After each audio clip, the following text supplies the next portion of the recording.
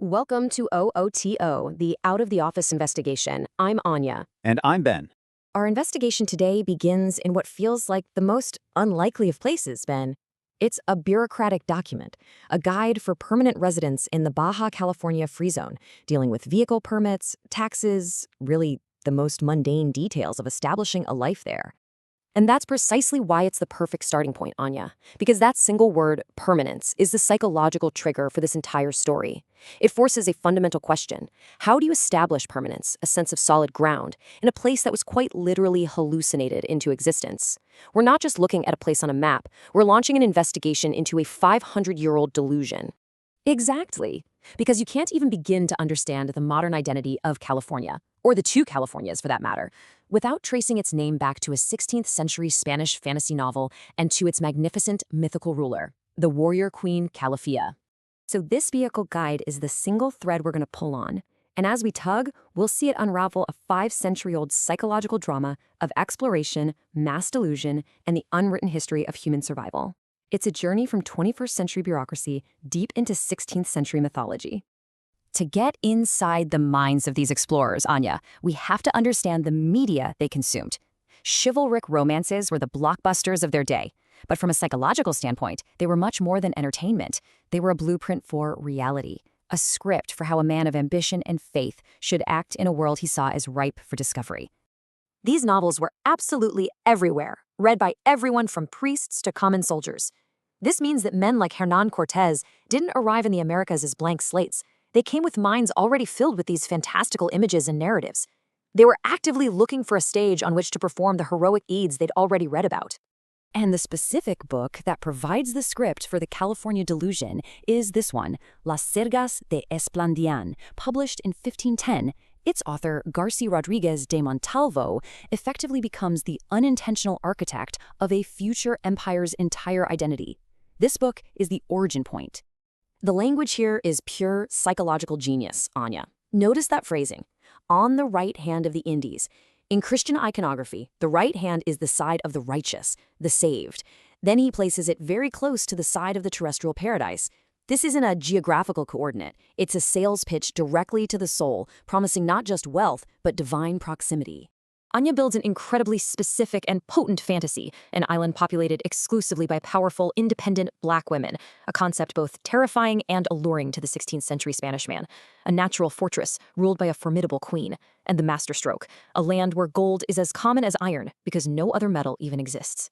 And to cement this fantasy, Calafia commands a weapon of shocking power, not just an army, but an air force of 500 trained griffins. From a psychological perspective, these hybrid creatures, part lion, part eagle, represent a terrifying fusion of earthly and divine power. It's a military fantasy perfectly designed to capture the imagination of men whose entire profession was conquest.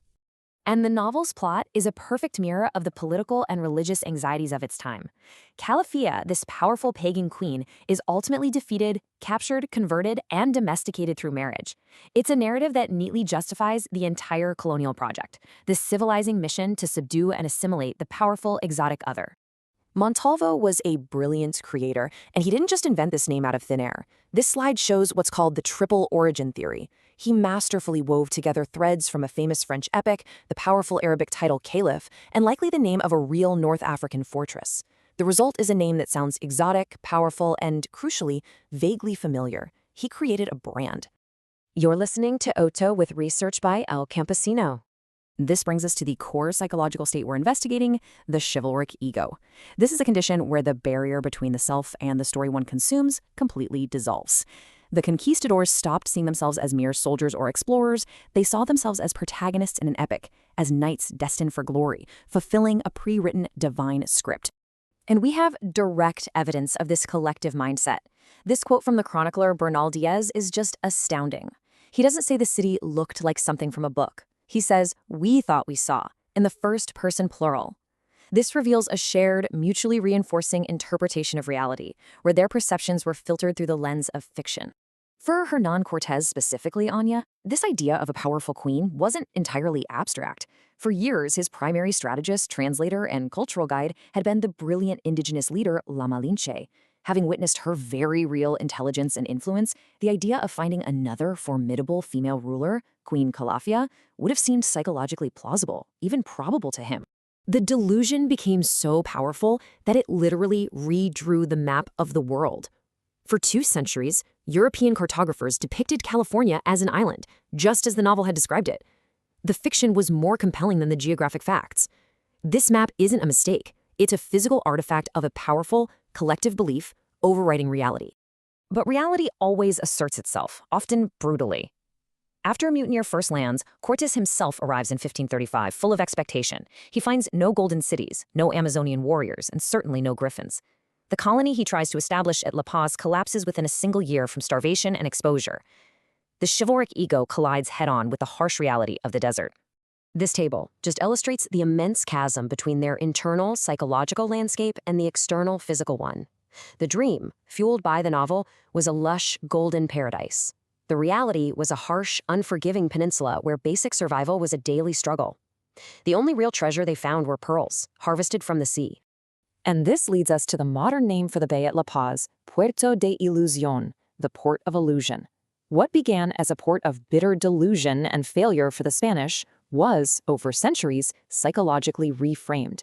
The name was reclaimed to celebrate the area's surreal, poetic beauty. The meaning transformed from a failed fantasy to a cherished reality. So this is the crucial pivot in our investigation, Ben. While the men, driven by their chivalric ego, were off chasing a literary ghost, who was doing the actual grueling work of staying alive? Who were the forgotten protagonists of this whole story? Here they are, the Parakou women, the indigenous inhabitants of the region. They weren't wearing gold armor, they were weaving skirts from reed fibers. Their power didn't come from griffins, it came from a deep ecological and medicinal knowledge of the desert. They were master foragers and expert divers. They were the true architects of survival.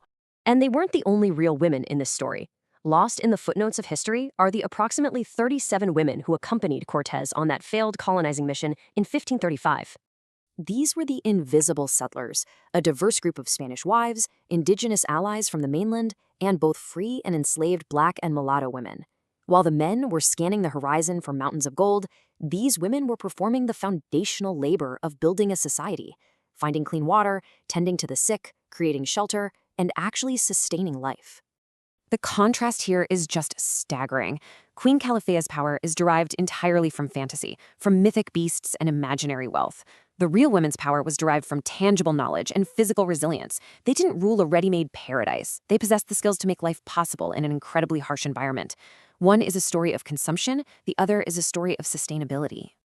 You're listening to O to Toe, with research by El Campesino.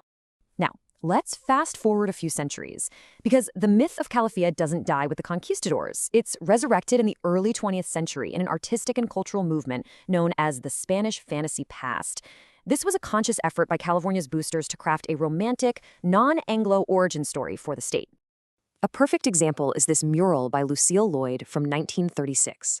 This isn't an allegory or an interpretation. It's a literal, faithful depiction of the novel. There is Queen Calafia in her gold armor, with her warriors and her griffins. It's a direct artistic campaign to present this fiction as foundational history. A decade earlier, Maynard Dixon's mural casts Calafia in a more symbolic role. She is the central, commanding monarch who personifies the explorer's dream. Here, she's not just a character, she's the very magnetic force, the spirit of manifest destiny that drew the Spanish to the West. But then the myth undergoes a profound psychological transformation. In 1931, the great Diego Rivera reimagines Calafia. He strips away the armor and the griffins, recasting her as a monumental Earth Mother.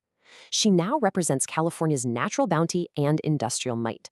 And by using the celebrity athlete Helen Wills Moody as his model, Rivera connects this ancient myth to modern ideals of health, strength, and celebrity. So we see this incredible journey of a single idea. Calafia begins as a character in a fantasy novel, she becomes the psychological fuel for a colonial conquest, and she ultimately evolves into a powerful, adaptable metaphor for the very identity of the state of California itself. Which brings us to our final verdict. After tracing this 500-year-old psychological epic, we have to answer the ultimate question: who or what actually did the conquering here? Our findings are pretty clear. A work of fiction was the initial catalyst. The grueling and visible labor of real women, both indigenous and migrant, is what translated that delusion into a sustainable settlement. The singular, monolithic myth of one California eventually shattered into the complex political reality of two. But the name, California, born of pure fiction, was the ultimate victor. It conquered the map. And that leads to the final, powerful irony of this entire investigation. The conquistadors came chasing a tangible, material wealth, a land made of gold, just as promised in their book. In that specific, literal quest, they failed utterly. And yet, in the end, the fiction of the woman, Queen Calafia, and the name she carried proved to be infinitely more powerful and more enduring than the historical reality of the men who risked everything to find her. The story outlasted the soldiers.